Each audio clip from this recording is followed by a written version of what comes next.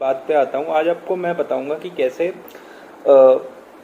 International front end IB के बंदे hotel industry को इवैल्यूएट करते हैं और क्या वैल्यू इन्वेस्टर्स के लिए अपॉर्चुनिटी है हमारे इंडियन मार्केट्स में कि कोई स्टॉक या इन्वेस्टमेंट जो वो कर सकते हैं in hotel space, hotel and hospitality space. तो मैं सबसे पहले बेसिक बहुत बात उन लोगों को रखना चाहता हूँ जो सिंपल इन्वेस्टर्स हैं, उनको मोटा मोटा काफ़ी समझ में आता है। तो देखिए, अगर जब आप होटल इंडस्ट्री में इन्वेस्ट करते हैं ना, तो बहुत कम ऐसे बंदे हैं वो फ्रंट एंड आईबी के नीश में ही बैठते हैं जो होटल इंडस्ट्री को सही से इवैल्यूएट कर सकें, क्योंकि उसमें लीज इनकम, रेंटल इनकम, बहुत दुनिया भर की चीज़ें होती हैं। तो आपका काम मैं ज़्यादा मुश्किल नहीं बनाता हूँ, आपको मैं सीधे बोल देता हूँ कि hotel Leela venture is one stock which is undervalued, and if you are looking to invest for like 2-3-5 years, that is somewhere you should be. तो मैं ये डिस्क्लेमर दे दूँ कि वी रिसर्च इट, हमारे पास तो उसकी एग्जैक्ट नंबर या डेटा सब कुछ है, बट अब मैं आप लोगों को जो बेसिक इन्वेस्टर्स थे जिनको वैल्यू आर्बिट्राज खेलना है, पैसे लगाने हैं, मान लो रेंटल इनकम में लगाना था या प्रॉपर्टी में लगाना था, बट पैसा ज़्यादा नहीं है, तो they wanted the same flavour, तो वो आपको होटल लीला वेंचर में मिल जाएगा। तो ये मोटा मोटा आपके लिए। अब जो बंदे ऐसे हैं जो अपना करियर इन्वेस्टमेंट बैंकिंग में तलाश करते हैं, जितने फाइनेंस के एंथुसियास्ट हैं या काफ़ी लोग वैल्यूएशन करते हैं, उनको एक चीज़ ये पता होनी चाहिए कि इंडिया में कोई ऐसा वैल्यूएशन या आईटी का मतलब आईबी का कल्चर नहीं है। तुम्हारा 90% जॉब जो है वो बैक एंड में है, आप ग्रो कर लेते हो तो you come into mid and, और जितना अच्छा ब्रेन मटेरियल है that is all out of India, अगर आप इंडियन हैं तो। और दूसरी बात ये कि जो जैसे केकेआर हो गया या ब्रिज वाटर हो गया या कैप, ये तुम्हारा दूसरे पी फंड्स होते हैं, ब्लैक रॉक वगैरह, वो क्योंकि यूरोप में, लंदन में, न्यूयॉर्क में they are highly qualified and niche, और वो जो इन्वेस्टमेंट बैंकिंग में होटल बिजनेस या फिर रेंटल बिजनेस को इवेलुएट करने का खाका होता है, वो इंडिया में है ही नहीं। वो क्योंकि ट्रम्प टावर बेच रहे हैं, वो वहाँ के हिल्टन रिजॉर्ट वगैरह बेच रहे हैं, तो उनके पास उनकी खाका पूरा बैठा रहता है, उनकी टीम होती है इकोनॉमिस्ट की, डेटा मैनेजर्स की, वो देते हैं और एक तब दे कम इनटू अ कंक्लूजन कि हमें कोई फला प्रॉपर्टी होटल में इन्वेस्ट करना चाहिए नहीं। आज मैं आपको विधि बताता हूँ। डेटा आप जितना अच्छा डालोगे आपको उतने अच्छे रिजल्ट मिलेंगे। You can come up with the exact value जो हम लोगों ने करी, लेकिन आज मैं आपको होटल इंडस्ट्री इवैल्यूएट करना बताता हूँ। एक मोटा मोटा बैक ऑफ द एनवेलप आपको विधि दूंगा, it will be a procedure. क्योंकि देखो, तुम्हें शायद वैल्यूएशन या फिर किसी कंपनी का प्रोजेक्शन करना है कि उसकी वैल्यू आगे आने वाले क्या समय में होगी, तो देखो हर सेक्टर स्पेसिफिक वैल्यूएशन होता है। तुम बैंकिंग का वैल्यूएशन सीख के तुम स्टील को नहीं, यू कैन वैल्यूएट, या स्टील का वैल्यूएशन करके IT company and vice versa FMCG. हर सेक्टर्स के अपने एक ग्रोथ थ्रॉटल्स होते हैं and you have to focus on them. तो अब मैं एक आपको बताता हूँ। मान लो एक नया freshly MBA graduate from London goes into KKR के ऑफिस में जाता है और उसको बोलता है कि हमें होटल लीला वेंचर खरीदना है, अपनी प्लानिंग बता। तो मैं क्या करूँगा, मैं सबसे पहले देखूंगा कि उसकी मार्केट कैप, यहाँ याद रखिए मैं आपकी तरह 1 या 100 शेयर खरीदने की बात नहीं कर रहा हूँ। When these P funds get the SPACs are interested, वो पूरा शेयर या फिर बहुत मेजोरिटी ऑफ द चंक खरीदने में इंटरेस्टेड होते हैं। तो यू शुड एक्चुअली, इसलिए मैं कह रहा हूँ कि आप टेक्निकल में मैं आपको समझा रहा हूँ, तो प्लीज़ बी विथ मी। और जो आपको नहीं समझ में आता, you will have to go and Google, क्योंकि मैं हर चीज़ स्पून फीड नहीं कर सकता। I am just telling you a procedure to come up to a fair value. अब आपको ये जानना पड़ेगा कि जो होटल इंडस्ट्री है या हॉस्पिटल इंडस्ट्री होती है, वो उनकी बुक्स, मैं ये तो नहीं कहूँगा कुकड होती हैं, but let me use a better term, they are managed and so are their stock prices. तो मान लो मुझे खरीदना है और मैं आया, आपने मुझे इंटरव्यू में क्वेश्चन दिया कि भाई इसे इवैल्यूएट करो होटल लीला का, तो मैंने देखा कि उसका मार्केट कैप लगभग 700 करोड़ है, डेट घटा दी है, बुक पे 300 करोड़ का रिजर्व है। यानी जब 700 में 300 तो मुझे ऐसे ही फ्री के मिल रहे हैं, अब बचा 400। अब 400 में होटल लीला वेंचर के पास मान लो 10 प्रॉपर्टी हैं, तो यानी हर होटल की कीमत, 5 स्टार होटल की कीमत, याद रखिएगा ये कोई ऐसा मतलब कमर्शियल लैंड नहीं, 5 स्टार होटल है।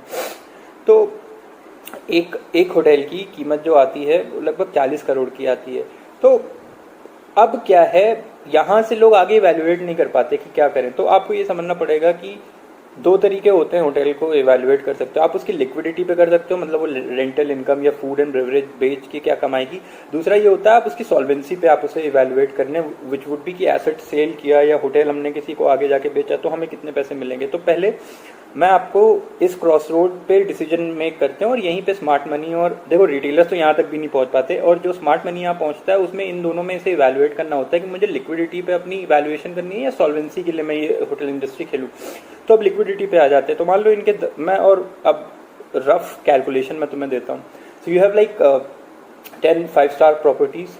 So let's assume they have 100 rooms which are at full occupancy during 100 days. Those are 3 months in a year roughly. And let me tell you, these are all rough calculations. If you are from statistics, you are from data, they're publicly available data that you can pitch in, plug in into these numbers. This, the procedure I'm giving you, or you can, go into company's balance sheet and do your own digging. So let me complete the calculation for you. So number of hotels 10, number of each room in a hotel is 100. So 10 into 100 into 100 days of occupancy into मैं average किराया इनका मान रहा हूँ, जो आप circle rate से निकाल सकते हो या गूगल कर लो कि भाई एवरेज इंडिया में क्या किराया है 5-star होटल स्टे का ऑन अ सर्च डे। मैं 3 महीने वही लिया हुआ हूँ, इसमें याद रखिएगा जो सबसे उसके जैसे गोवा में आप समझ सकते हो कि नवंबर से मार्च का मैंने पीक टाइम लिया हुआ है, तो उसमें आप करो और ये देख लो कि इनकी कितनी लीज कब एक्सपायर हो रही है। मैंने 20 लिया इस कैलकुलेशन में, तो मेरे को 4000 करोड़ का फिगर आता है, 4000-5000 करोड़ का फिगर आता है, जो ये अगले 20 साल में अगर ये होटल जब खुल जाएंगे और सब कुछ होगा तो ये इसमें 5000 करोड़ अगले 20 साल में कमाने का मादा है। अब आप उसको डिस्काउंट कर लो आज के रेट में, तो आज के रेट में अगर रूल ऑफ 72 से करें 8%, तो 8 साल में तो अभी जो वैल्यू आएगी ना, जो मेरी कैलकुलेशन में, और आपको मैं जरूर रफ बता रहा हूँ, it is at par at the market price of the HLV stock. तो आपको जो इनकी रेंटल इनकम अगले 20 साल तक जनरेट हो रही है वो आपके स्टॉक में अभी निहित है और वैल्यू है। अब इसमें कहाँ वैल्यू चेंज या वैल्यू आर्बिट्राज आप खेल सकते हो। देखो इन्फ्लेशन की वजह से इनका किराया ऊपर जाएगा एंड वो काफ़ी जा सकता है। फिर उसमें क्या होता है कि आपके एक्सपेंसेस कम हो सकते हैं, तो इस आई एम सॉरी बहुत गेम आप खेल सकते हो। तो अगर आप मान लो KKR हो and you will be like ये अपॉर्चुनिटी अच्छी है और हम क्योंकि वेस्टर्नर्स हैं, हमारे सेंट्रल बैंक्स तो हमें बहुत सस्ता कर्ज देते हैं, तो क्यों ना हम इंडिया में अपना वहाँ का कर्ज ले जाके सस्ते रेट पे इसे एक्वायर कर लें, और जो इनका रेंटल इनकम इतने साल में आना है, just because we won't have that much of interest cost, हम इसे कंपनी को अच्छा at a period of 20 years we could come out as a very profitable trade, जो कि ओवर द ईयर्स होगा। ये तो मैंने आपको बता दिया कि लिक्विडिटी पे कैसे आप होटल को इवैल्यूएट करोगे। अब दूसरा होता है सॉल्वेंसी पे इवैल्यूएट करना। सॉल्वेंसी पे इवैल्यूएट करने का मतलब ये है कि आप अपनी होटल जाके बेचेंगे या उनकी लीज बेच सकते हैं, या पूरा का पूरा आपने जो आपके रिजॉर्ट्स या बाकी एसेट्स हैं आप उनको बेचो, तो उसकी एक वैल्यू आनी चाहिए। तो मैंने उसी के लिए आपको बताया कि हर एक होटल की वैल्यू आज के ज़माने में 40 करोड़ रुपए आ रही है, और आप अगर सर्किल रेट निकालोगे उसे बेचना है या तो वो जो वैल्यू आएगी वो 40 करोड़ नहीं, लगभग वो 150 करोड़ की आएगी एक इनके होटल की कीमत। क्योंकि आप इनका जो गोवा में रिजॉर्ट है वो 75 करोड़ का है, मतलब 75 एकड़ का है, तो उसको मतलब आप बेचने या लेने जाओगे तो आपको क्या लगता है वो 40 करोड़ का होटल है या आपको 40 करोड़ में वो होटल मिल जाएगा? वो नहीं मिलेगा।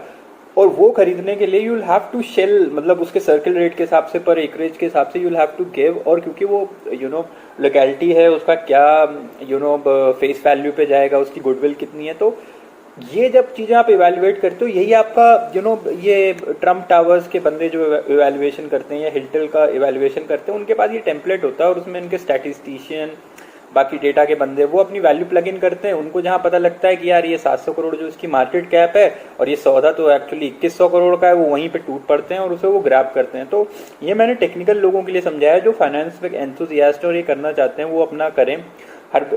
लेकिन मैं सिर्फ यही बोलना चाहूँगा कि देखो यूट्यूब या ये सब देख के तुम वैल्यूएशन तो सीख सकते हो, लेकिन तुम बिजनेस चलाना या बिजनेस क्या होता है और बिजनेस क्या है फ्रंट एंड, वो कभी नहीं सीख पाओगे। और वो जब तक नहीं सीख पाओगे तब तक ये ख्वाब अपने दिल में मत रखो कि इंडिया में इन्वेस्टमेंट बैंकिंग के बंदे आ जाएंगे, या इंडिया में जो अभी करंटली भी इन्वेस्टमेंट बैंकिंग है दे आर बिलो पार, मतलब वो कुछ नहीं स्टैंड करते ये आपके गोल्डमैन सैक्स या क्रेडिट सुई के आगे। तो उसका रीज़न यही है ना, क्योंकि वो इस हिसाब से वैल्यूएशन करते हैं और वो स्टॉक को भी मैनिपुलेट तो नहीं करूंगा, जैसे मैंने बोला मैनेज करके रख सकते हैं। तो होटल लीला का अब आपने देखा होगा उसमें आईटीसी पब्लिक शेयर होल्डर है या जेएम फाइनेंशियल है।